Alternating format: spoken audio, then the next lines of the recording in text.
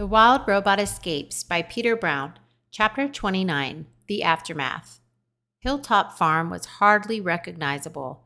Buildings were flattened, equipment was missing, debris was everywhere. The farm had no electricity and the computer system was down. As Roz picked her way through the rubble, she realized she was off the grid. It would be hours before Mr. Sharif could track her electronic signal again. Was this the moment for her escape? No, Roz couldn't leave the Sharifs, not like this. Instead, she did what she could to help. The tornado had left behind a winding trail of destruction. Thankfully, it hadn't destroyed everything. The barn was leaning to one side, but it was still standing. Roz forced open the door and found the cows nervously bunched together in a corner. "You are all safe now," said Roz in her calmest voice.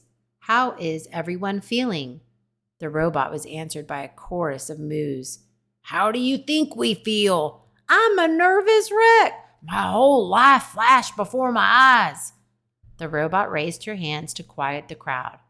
"I am afraid the tornado destroyed much of the farm, including the milking parlor." The cows gasped.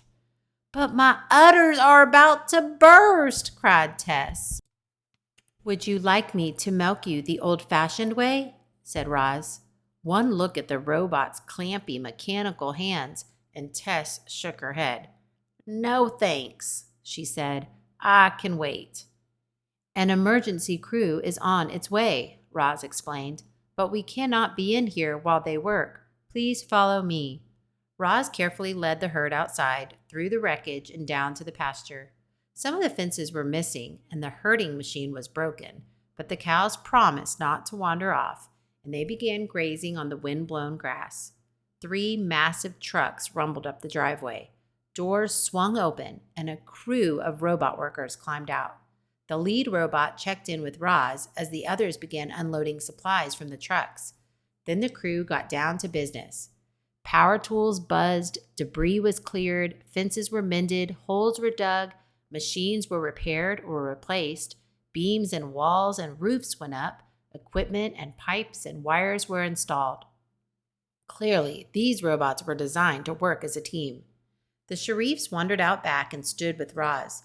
They watched as their farm was rebuilt before their very eyes. Several crew members marched over to the house, fixed a hole in the roof, and replaced the shattered windows. Finally, rubble and tools were loaded into the trucks, and the robots fell in line. "Are you satisfied with our work?" said the crew leader. "I am satisfied," said Roz. At those words, the robots climbed back into their trucks and drove away. Hours after it had been devastated by a tornado, Hilltop Farm was better than ever.